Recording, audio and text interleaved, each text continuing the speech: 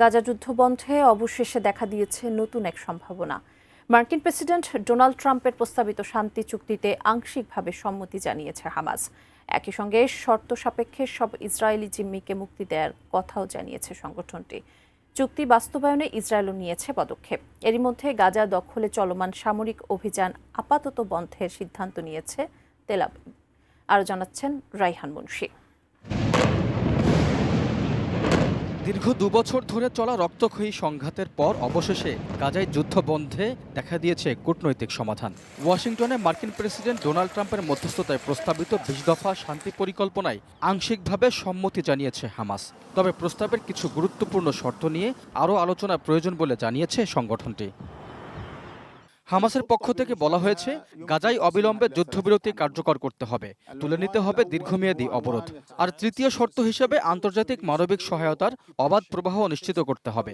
এসব শর্ত পূরণ করা হলে ধাপে ধাপে সব ইসরায়েলি জিম্মিকে মুক্তি দেওয়া হবে বলে জানিয়েছে তারা। তবে শর্ত মানা না হলে আলোচনার কোনো সুযোগ থাকবে না বলেও হুঁশিয়ারি দিয়েছে হামাস। এদিকে হামাসের এই সিদ্ধান্তকে স্বাগত জানিয়েছেন মার্কিন প্রেসিডেন্ট ডোনাল্ড ট্রাম্প। একই সঙ্গে গাজায় হামলা বন্ধেরও অনুরোধ জানিয়েছেন তিনি। হামাসের এই সিদ্ধান্তকে স্বাগত জানিয়েছে কাতার, মিশর, তুরস্ক, ফ্রান্স, জার্মানি, জাতিসংঘ সহ বিশ্ব নেতারা।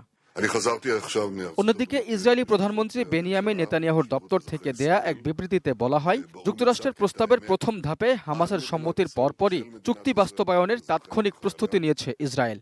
এরই মধ্যে গাজা দখলে চলমান সামরিক অভিযান আপাতত বন্ধে সংশ্লিষ্টদের নির্দেশ দিয়েছে তেল আবিব।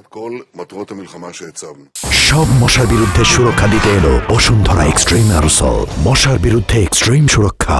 এর আগে হামাসকে রোববার সন্ধ্যা 6টার মধ্যে প্রস্তাব গ্রহণের সময়সীমা বেঁধে দেন মার্কিন প্রেসিডেন্ট ডোনাল্ড ট্রাম্প। নির্ধারিত সময়ের মধ্যে প্রস্তাব না মানলে হামাসকে নরক যন্ত্রণা ভোগ করতে হবে বলে হুঁশিয়ারি দিয়েছিলেন ট্রাম্প।